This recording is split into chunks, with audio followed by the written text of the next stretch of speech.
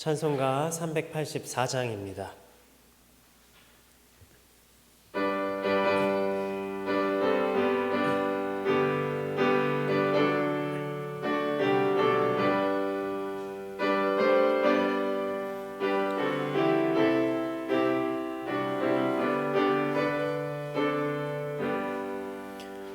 나의 갈 길 나가도록 예수 인도하시니 내 주 안에 있는 긍휼 어찌 의심하리요. 믿음으로 사는 자는 하늘 위로 받겠네. 무슨 일을 만나든지 만사형통하리라. 무슨 일을 만나든지 만사형통하리라. 나의 갈 길 나가도록 예수 인도하시니 어려운 일 당한 때도 척하를 해주시네. 나는 심히 고단하고 영원 매우 가라나. 나의 앞에 반석에서 샘물나게 하시네. 나의 앞에 반석에서 샘물나게 하시네.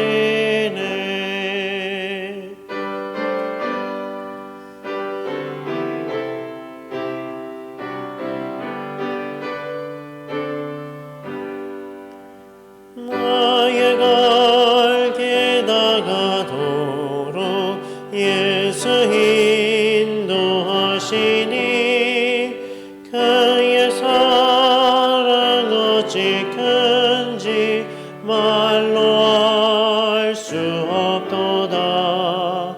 성령 감화 받은 영혼 하늘 날아갈 때에 영영 부를 나의 찬송 예수 인도하셨네. 영영 부를 나의 찬송 예수 인도하셨네. 아멘. 세세무궁토록 찬송과 영광과 존귀를 홀로 받으실 주님, 부활의 감격 속에서 살게 하시고 오늘 다시 예배의 자리로 불러주시고 하나님을 섬기게 하시니 감사드립니다.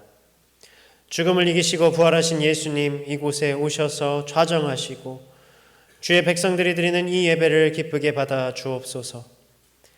예배하는 우리 중심에 부활의 기쁨이 충만케 하시고 세상과 나는 간 곳이 없고 오직 나를 구원하시는 구주 예수님만 바라보게 하여 주옵소서. 모든 영광을 삼위일체 하나님께 올려드리오며 예수님의 이름으로 기원하옵나이다. 아멘. 나는 전능하신 아버지 하나님 천지의 창조주를 믿습니다. 나는 그의 유일하신 아들 우리 주 예수 그리스도를 믿습니다. 그는 성령으로 잉태되어 동정녀 마리아에게서 나시고 본디오 빌라도에게 고난을 받아 십자가에 못 박혀 죽으시고 장사된 지 사흘 만에 죽은 자 가운데서 다시 살아나셨으며 하늘에 오르시어 전능하신 아버지 하나님 우편에 앉아 계시다가 거기로부터 살아있는 자와 죽은 자를 심판하러 오십니다. 나는 성령을 믿으며 거룩한 공교회와 성도의 교제와 죄를 용서받는 것과 몸의 부활과 영생을 믿습니다. 아멘.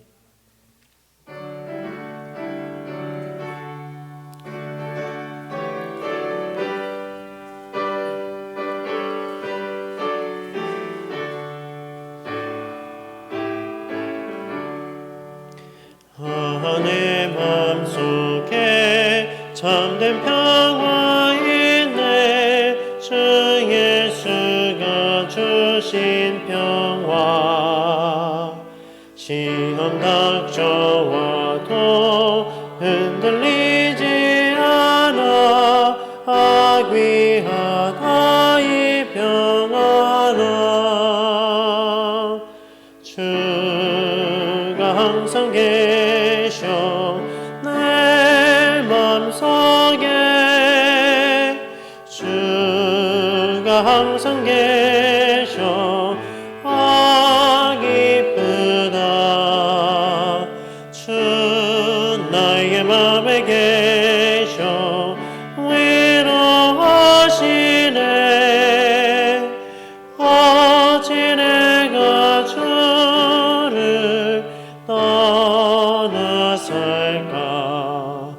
이 귀한 평화 내가 받고만이 내 슬픔이 사라지고 맘의 기쁨 넘쳐 주를 찬양하네. 평화의 힘그 예수. 주가 항상 계셔 내 맘속에. 주가 항상 계셔 기쁘다. 주 나의 맘에 계셔 위로하시네. 어찌 내가 주를 떠나 살까.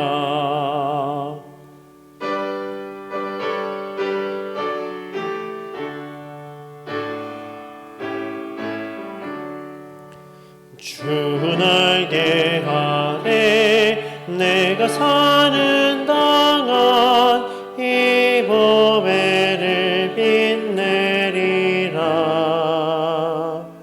기쁜 그날이와 주를 만나 뵐 때 그 평화 영원하리. 주가 항상 계셔 내 맘속에. 주가 항상 계셔 기쁘다. 주 나의 맘에 계셔 위로하시네. 어찌 내가 주를 떠나 살까. 사랑의 하나님, 은혜와 사랑에 감사드립니다. 하나님의 섭리 가운데 자녀로 살게 하시고 아버지라 부르며 기도할 수 있게 하심을 감사드립니다. 사망 권세에서 구원하여 주시고 영원한 생명을 주심에 감사를 드립니다. 오늘 수요 예배로 인도하시고 말씀과 기도와 찬양으로 함께 하시니 감사를 드립니다. 긍휼의 하나님, 저희들 살아가면서 세상의 화려함과 썩어서 없어질 땅의 것을 쫓아 살았음을 고백합니다. 육신의 정욕과 안목의 자랑으로 정죄하며 거짓과 불의 속에 살았음을 고백합니다. 주님의 인도하심과 계획하심을 믿고 순종하며 살기보단 자신의 생각과 고정관념으로 변화되지 못하는 저희의 불순종을 긍휼히 여겨주소서. 주님, 간구합니다. 기도가 막혀서 답답할 때, 삶에 지쳐서 가슴이 답답할 때 기도하게 하소서. 위기나 환경의 변화로 삶 속에서 고통을 당할 때, 소망을 찾지 못하고 방황할 때 기도하게 하소서. 갑작스레 찾아온 육체적 질병이나 내 뜻대로 되지 않는다고 생각할 때 기도하게 하소서. 하나님 말씀의 언약을 믿고 순종하게 하소서. 소망을 갖고 주님께 믿고 맡기는 믿음을 갖게 하소서. 그리스도의 사랑으로 저희를 강건하게 하소서. 공의 하나님, 여러 가지 환경 변화와 급박한 상황 속에 갈 길을 방황하며 지쳐 있을 때 예배의 자리에 온전히 섬기게 하시고 홀로 아픔을 감당하는 주의 지체들을 사랑으로 나누며 기도하는 저희들 되게 하소서. 주님께서 기뻐 받으시는 예배로 기도와 말씀과 찬양이 성전에 가득 울려 퍼지게 하시고 이웃을 섬기며 아픈 곳에 손길을 내밀고 주님 가르쳐 주신 이웃 사랑을 실천하며 사명을 감당하는 교회 되게 하소서. 교회가 하나님께서 기뻐하시는 예배가 회복되고 성도들이 예배와 교제와 기도로 삶 속에서 주님과 동행하는 교회 되게 하소서. 강릉에서 산불로 인해 갑작스레 고통을 당하는 주민들을 저희들 기도하게 하시고 위로와 사랑을 나누게 하소서.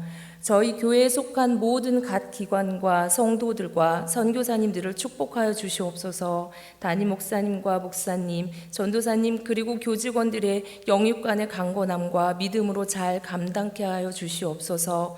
담임 목사님의 영적 성장과 사역의 주님 사랑을 경험케 하시고 인도하여 주시옵소서.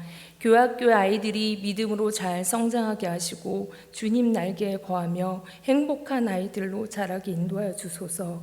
여러 환난이나 고통을 당할 때에는 기도하며 주님의 뜻을 구하는 자녀 되게 하시고 교학교 아이들과 함께 예배드리는 교사들에게 예배의 자리에 늘 있게 하시고 기도와 말씀과 찬양으로 맡겨주신 아이들의 영혼을 위해 간구하며 감사하게 하소서.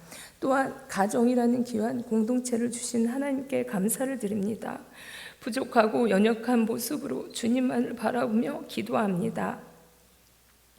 모든 상황을 다 아시고 인도하시는 하나님을 찬양합니다. 가정 공동체를 굳건한 믿음의 반석 위에 세워주시고 보호하여 주심에 감사를 드립니다. 소리 없이 가정 공동체를 방해하고 회방하는 죄악을 말씀과 기도로 승리케 하여 주소서. 자녀들의 배움터인 학교와 교회, 각 기관들의 하나님께서 빛을 비추사 은혜 베풀어 주시고 서로 사랑하는 공동체가 되게 하소서. 특별히 이 시대에 청년들을 붙들어 주시고 곤배하지 않게 하시고 세상에 나가 승리하는 믿음 갖게 도와주소서. 하나님의 뜻을 기도하며 세상에 나아가 길을 걸어갈 때 주님과 함께 하심을 믿고 의지하며 살아가게 하소서. 주님의 사랑을 경험하며 감사하는 청년의 때를 살아가게 하소서. 입시를 준비하는 학생들을 붙들어 주시고 그 과정 속에서 기도하며 독수리가 날개치고 올라감 같이 주님 주시는 은혜로 하나님께 감사하는 시간이 되게 하소서. 군복무 중인 형제들에게 그리스도의 사랑으로 강건하시어 주님 만나고 은혜와 감사로 지내는 귀한 시간이 되게 하소서. 평강의 하나님, 몸과 마음이 아픈 성도들에게 주님 힘 주시사 함께 하소서. 밤에 잠을 못 주무시는 성도들에게 단잠을 주시어 영육간에 더욱 강건하게 하소서. 연로하신 성도님들의 몸과 마음이 주님 한 분만으로 강건하여지고 그리스도의 평강으로 온전히 사랑 누리며 평안케 하소서. 오늘 말씀을 전하시는 이정규 전도사님, 모든 것을 주님께 맡기고 주님의 강함을 힘입어 진리만을 전하게 하심에 감사드립니다. 삶 가운데 기도의 등불이 꺼지지 않고 주님의 뜻을 구하는 귀한 주의 종이 되게 하소서. 날마다 말씀 안에서 은혜 누리며 그리스도의 평강으로 감사가 넘치는 삶이 되게 하소서. 오늘 말씀을 들을 때 성령 하나님 인도하사 마음속에 심기어 돌아가는 발걸음 소망을 품게 하시고 아멘으로 화답받는 귀한 예배가 되게 하소서. 이 예배를 온전히 주님께만 올려드리오며 사랑의 주 예수님의 이름으로 기도합니다. 아멘. 오늘 우리에게 주신 하나님의 말씀은 갈라디아서 2장 1절에서 10절 말씀입니다. 갈라디아서 2장 1절에서 10절 말씀, 신약성경 303면입니다.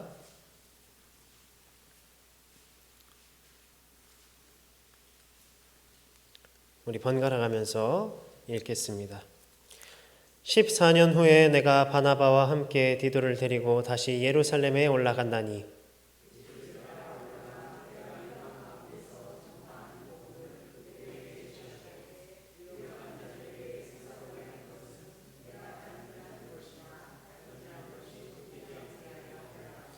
그러나 나와 함께 있는 헬라인 디도까지도 억지로 할례를 받게 하지 아니하였으니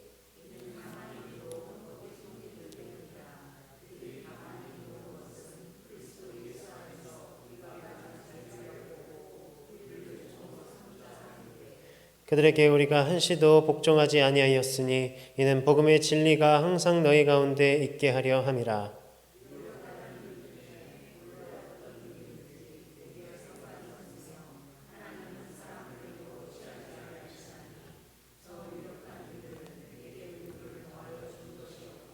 도리어 그들은 내가 무할례자에게 복음 전함을 맡은 것이 베드로가 할례자에게 맡음과 같은 것을 보았고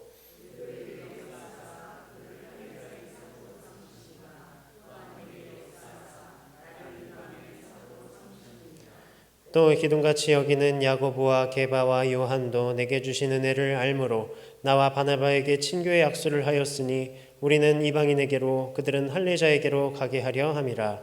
다만 우리에게 가난한 자들을 기억하도록 부탁하였으니 이것은 나도 본래부터 힘써 행하여 왔노라. 아멘.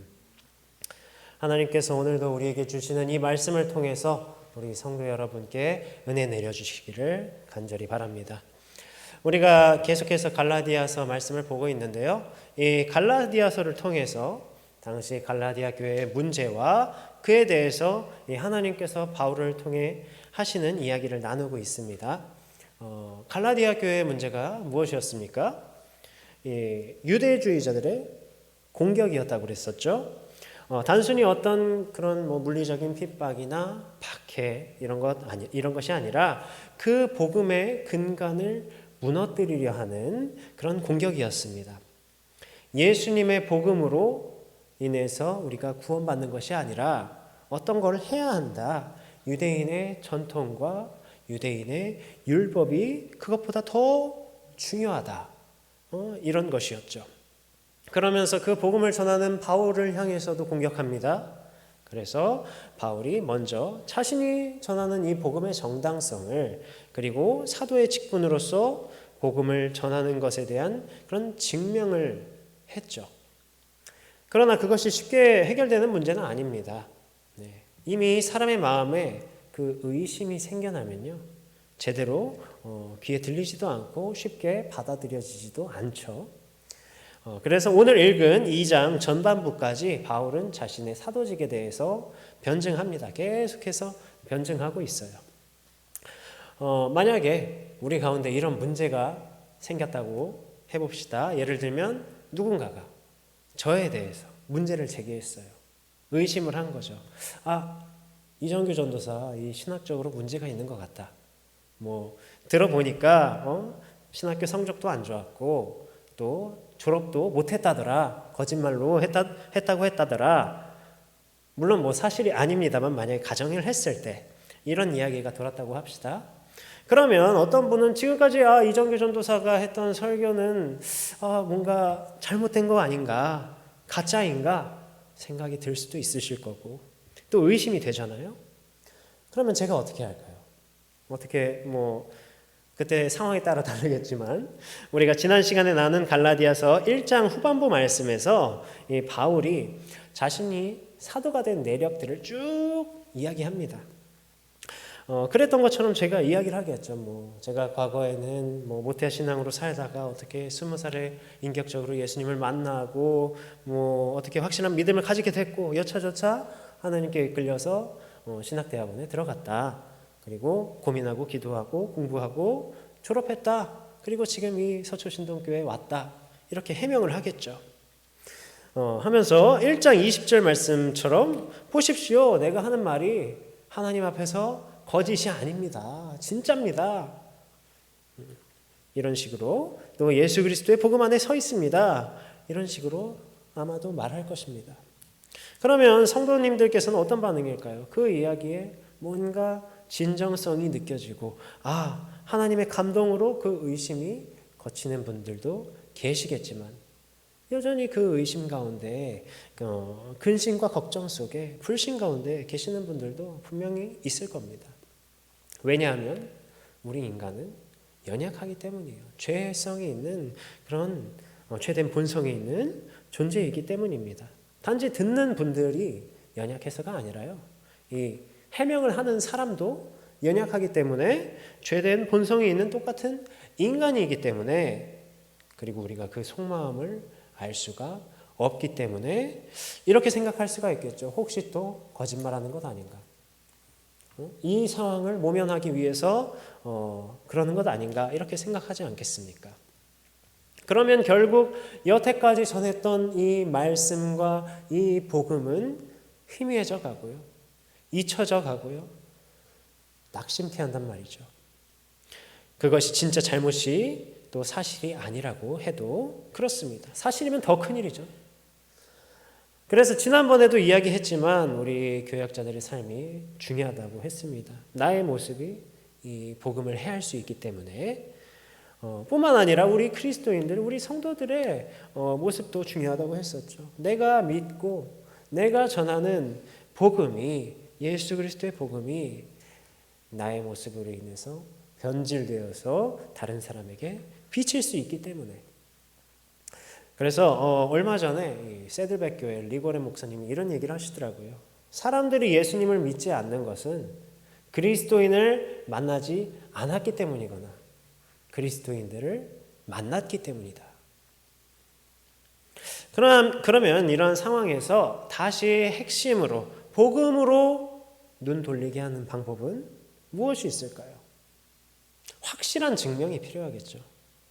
예를 들면 성적 증명서나 졸업 증명서를 보여준다던가, 아니면 누군가 신뢰할 만한 사람, 예를 들면 이호건 목사님께서 내가 지금까지 같이 사역하면서 봐왔는데 이정교 전도사 그런 사람 아니더라, 신학적으로 문제 없더라, 복음 안에 있더라, 증인이 되어주면 괜찮지 않겠습니까? 아니면 더 어떻게 이성직 목사님이나 또 노회 그런 분들, 위원분들이 증명해주면 신뢰가 생기죠. 그것처럼 오늘 바울 또한 그러한 증인을 통해서 자신의 사도권을 증명합니다. 근데 그것이 무엇을 위해서냐면 바로 예수 그리스도의 복음이 그러한 공격들로 변질되지 않게 하기 위해서예요. 이미 1장 10절에서 이 복음을 전한 것이 자기를 위함이 아님을, 또 사람들을 즐겁게 하기 위함이 아님을 밝혔습니다. 그리고 오늘 2장 2절에 이렇게 말씀합니다. 계시를 따라 올라가 내가 이방 가운데서 전파하는 복음을 그들에게 제시하되 유력한 자들에게 사사로이 한 것은 내가 다름질하는 것이나 다름질한 것이 헛되지 않게 하려 함이라. 이렇게 전한 복음이 나를 위함이 아니라 계시를 따라서 하나님의 뜻을 따라서 그리고 복음을 위한 것이다 라고 바울이 이야기하고 있는 거죠. 오직 복음을 위해서. 그래서 바나바와 1절 보면 바나바와 디도와 함께 예루살렘에 갔던 이야기를 합니다. 사도행전에 의하면요, 바울은 이 3번에 걸쳐서 예루살렘을 방문합니다. 첫 번째 방문은 우리가 1장에서도 이야기했죠. 바울이 회심한 뒤에 3년 뒤에 이제 베드로를 만나러 간 그때가 처음이었고, 두 번째 방문은 사도행전 11장 29절 30절 말씀에서 이제 안디옥 교회에 구제 헌금을 전달하기 위해서 예루살렘에 방문한 것이었습니다. 그리고 오늘 이 갈라디아서 2장에서 방문한 것은 사도행전 15장에서 이야기하는 예루살렘 공의회에 참석하기 위해 바울이 갔던 것입니다. 특별히 그 공의회에 참석한 것은 이방인에게 복음을 전하는 자신의 사도권에 대해서 변증하기 위한 것이었죠. 그러면 예루살렘에 누가 있었을까요? 예루살렘에 누가 있었을까요? 예수님을 직접 경험하고 또 예수님께 인정을 받은, 어떻게 보면 그런 그분을 따랐던 제자들이 있었습니다. 베드로, 야고보, 요한 같은 그런 제자들이 있었어요. 그리고 그 공의회의 수장이 예수님의 형제 야고보였습니다. 바로 그들과의 연합과 일치를 통해서 자신의 사도직을 증명하고 또 이를 통해서 복음이 바로 세워지기를 바랬던 거죠.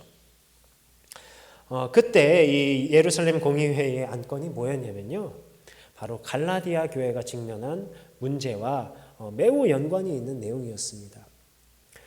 갈라디아 교회가 유대주의자들에 의해서 공격을 받고 있다고 했습니다. 예수 그리스도의 복음이 아니라 유대인의 전통과 유대인의 율법을 강조했어요. 그 중에서도 문제가 되었던 게 무엇이냐면 우리 사도행전 15장 1절을 함께 읽어보겠습니다. 사도행전 15장 1절입니다.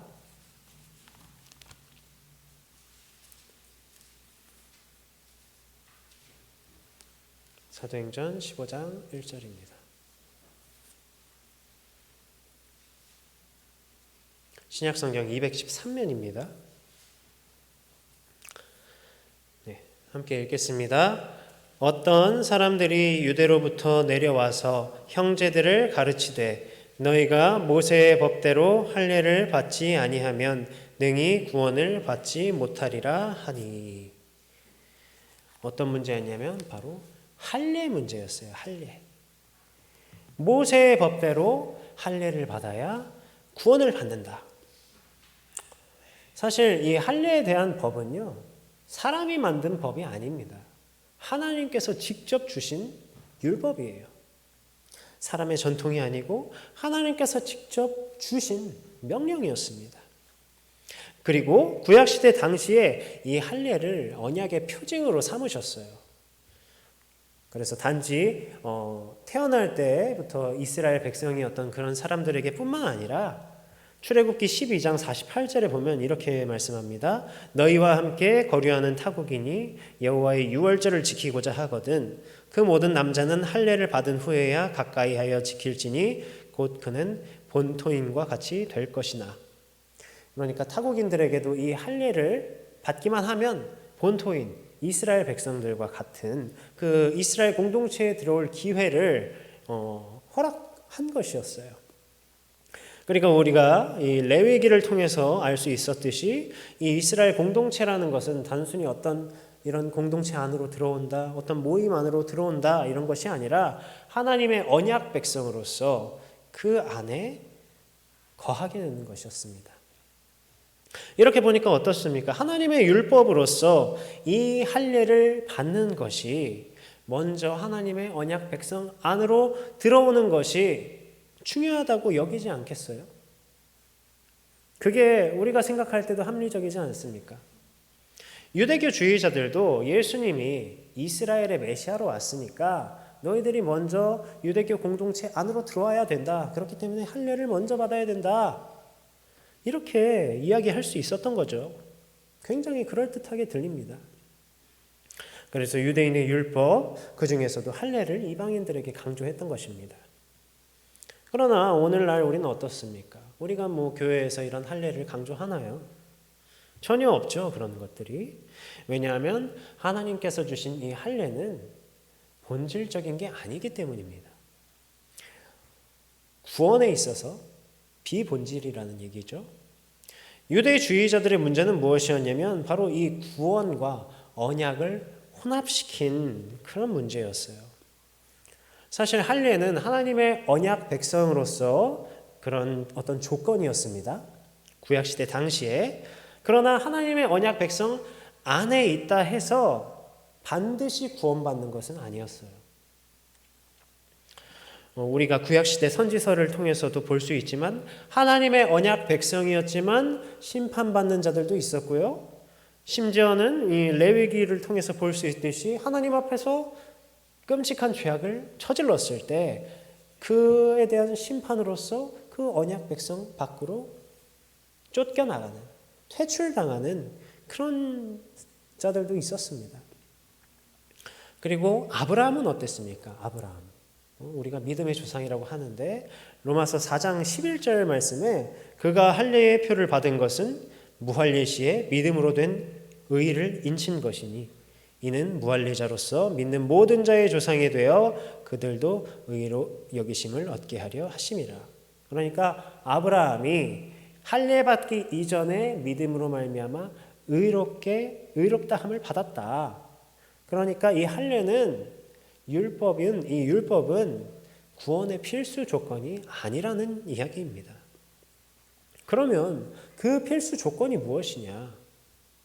바로 모든 율법이 예표하고 있었고 그것을 완성하신, 그것의 완성이신 예수 그리스도라는 것입니다.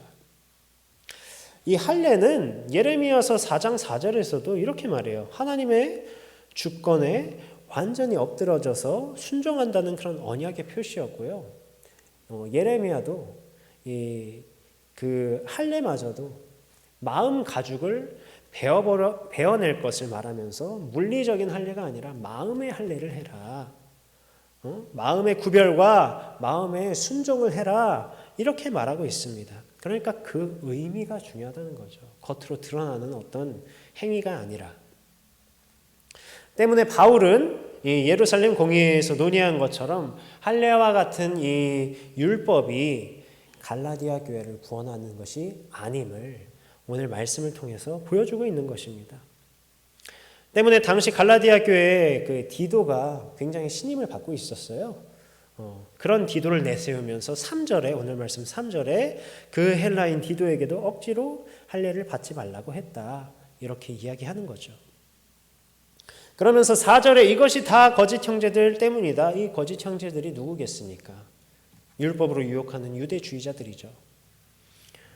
그들이 율법을 통해 정죄하고 다시금 율법 아래에 얽매이게 하고 있다는 것이 그리스도 예수 안에서 우리가 가진 그 자유를 엿보고 우리를 종으로 삼고자 함이다 라는 말로 표현이 된 겁니다.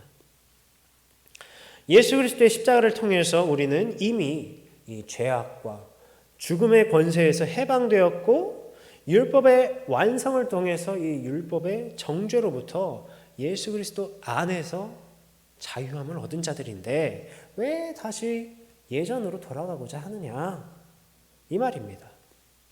그래서 예루살렘 공의회 가운데 논의했던 이 할례 문제를 들면서 갈라디아 교회에게 강조하는 거죠. 그리고 다시 그 예루살렘 공의회에서 만난 증인들을 통해서 바울 자신이 전하는 이 복음이 이 예수 그리스도의 복음이 틀린 것이 아니다 증명하고 있습니다.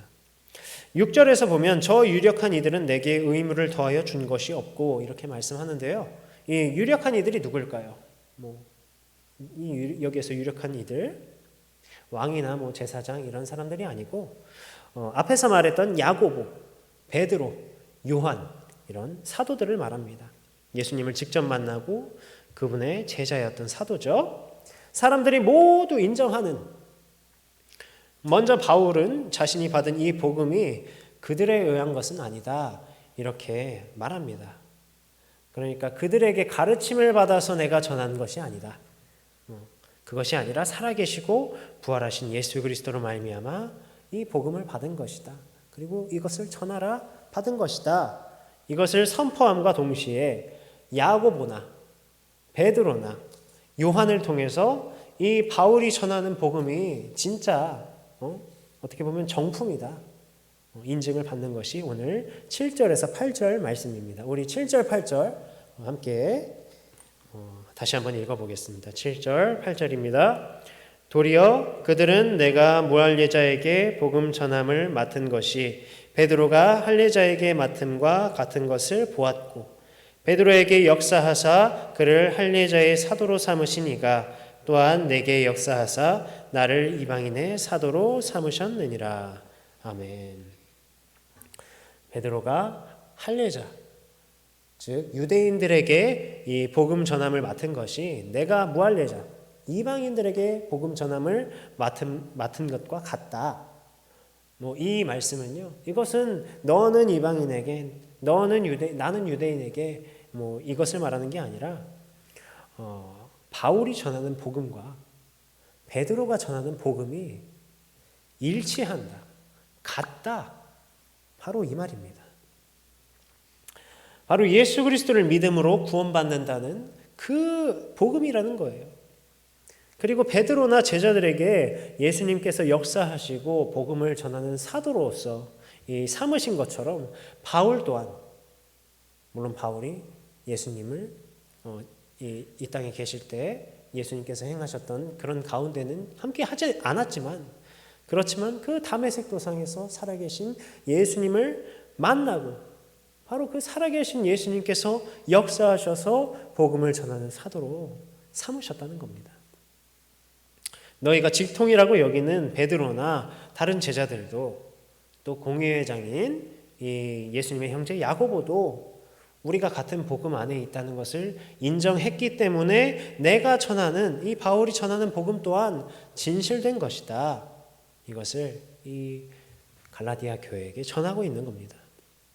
때문에 너희는 유대주의자들의 공격에 흔들리지 말고 비본질적인 율법에 할례에 다시 얽매이지 말고 그것의 완성인 그리고 본질이신 진리이신 예수 그리스도 앞으로 나아가라. 그 예수 그리스도 안에서 너희는 자유하라. 바로 이렇게 말씀하고 있습니다. 그것이 예수 그리스도께서 우리에게 주신 은혜이고 그 십자가를 통해 주신 선물이기 때문이에요. 성도 여러분, 우리가 여전히 비본질을 쫓을 때가 있습니다. 당시 유대주의자들이 말했던 것처럼 그리스도인이라면 이 정도는 해야지. 그런 어떤 각 성도님들마다 다를 수 있겠지만 그런 어떤 특정한 부분에 목매는 것이 남아 있을 수가 있어요. 예를 들면 주일 성수는 무조건 지켜야 된다. 모든 예배에 다 내가 참여해야 된다. 교회 봉사를 꼭 해야 된다. 아님 교회라면 이 정도는 해야 된다. 그리스도인이라면 이 정도는 돼야 된다 하면서 마치 그렇게 행동하는 것으로 신앙을 평가받고 구원의 자리에 이르는 것처럼 생각하곤 합니다. 또 그러한 기준으로 남을 평가할 때도 있어요. 아니면 오히려 자기 자신을 이러한 율법 가운데로 이러한 그런 멍해 가운데로 밀어넣고 있습니다. 물론 그렇게 하지 말라라는 뜻이 아닌 줄 우리 성도님들께서 바르게 분별하실 거라 생각이 됩니다. 행위가 하나님을 향한 마음을 드러내는 것이 아니라 하나님을 향한 마음이 자연스럽게 드러나는 것이 그리스도인의 그런 모습이고 행동인 거죠.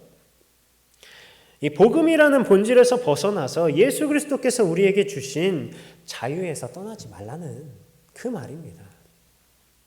하나님께서 우리에게 주신 율법의 의미는 잃지 않고 그것이 예수 그리스도로 말미암아 완성되었다는 사실 또한 우리가 기억하기를 하나님께서는 바라십니다. 그것이 구원의 본질이기 때문이에요. 우리가 본질과 비본질을 쉽게 구분하는 방법이 무엇이 있겠습니까? 비본질은 영원하지 않습니다. 그러나 본질은 영원한 것입니다. 비본질은 노력입니다. 그러나 본질은 은혜입니다. 우리는 이것을 하나님께서 우리에게 주신 말씀을 통해서 우리가 구별하고 분별해야 할 줄로 믿습니다. 그래서 우리 가운데 어떠한 공격이 들어온다 할지라도 우리는 우리끼리 분열하는 것이 아니라 말씀 안에서 예수 그리스도 안에서 분별하고 오늘 9절에 야고보와 게바와 요한이 바울과 바나바에게 친교의 악수를 했던 것처럼 그 복음 안에서 그 예수 그리스도 안에 하나 되어서 우리가 자유함을 누리는 저와 여러분 되시기를 간절히 바랍니다. 이 시간 우리 함께 기도하겠습니다. 우리의 믿음 가운데에서 비본질에 집중하는 것이 아니라 본질에 영원한 것에 하나님의 은혜에 바로 예수 그리스도의 구원에 초점을 맞추어 그 안에서 하나 되고 그 안에서 기뻐하는 교회 공동체 되게 하시기를 우리 함께 기도하겠습니다. 주님께서 함께 하시옵소서. 아버지 말씀 그것을 바르게 하시옵소서. 아버지 어떤 것이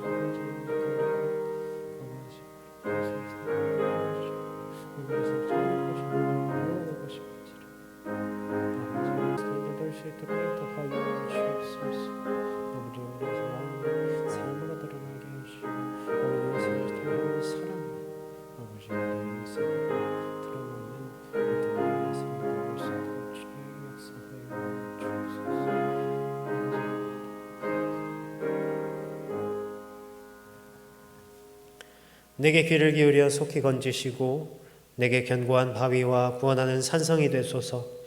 주는 나의 반석과 산성이시니 그러므로 주의 이름을 생각하셔서 나를 인도하시고 지도하소서. 아멘.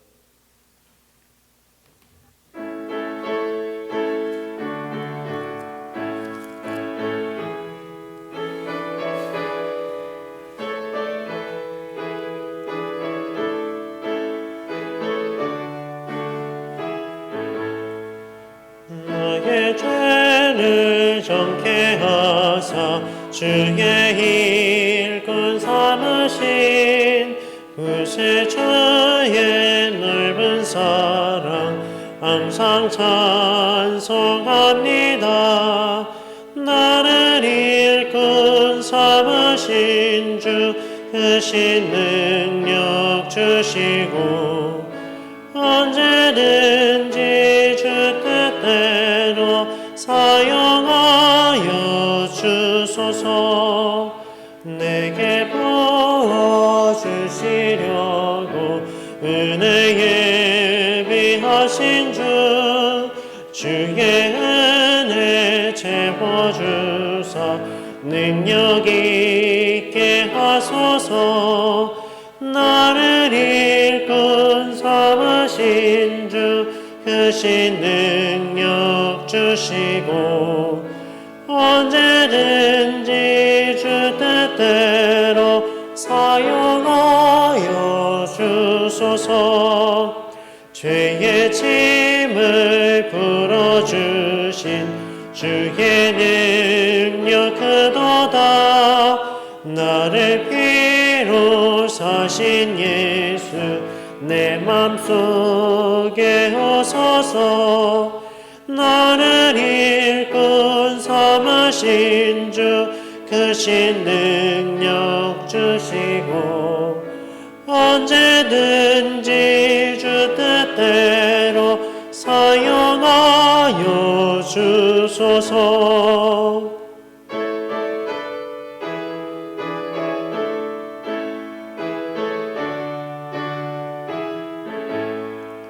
주여 내게 성령으로 충만하게 채우사 생명수가 강물처럼 흐르게 하옵소서. 나를 일꾼 삼으신 주 크신 능력 주시고 언제든지 주 뜻대로 사용하여 주소서. 아멘. 우리 이 시간 함께 기도할 것은 우리 교회와 환우들을 위해서 함께 기도해 주시고 다음 세대를 위해서 함께 기도해 주시고 우리가 드리는 모든 예배를 위해서 주님께서 인도하시기를 함께 기도해 주시고 나라와 세계의 평화를 위해서 특별히 슬픔 가운데 있는 자들을 위해서 재난 가운데 있는 자들을 위해서 그들에게 위로의 손길을 허락하시고 전쟁 중에 있는 자들에게 하나님의 평화를 허락하시기를 함께 기도해 주시고 각자의 기도 제목을 위해서 기도하신 뒤에 마치시는 대로 돌아가시기 바랍니다.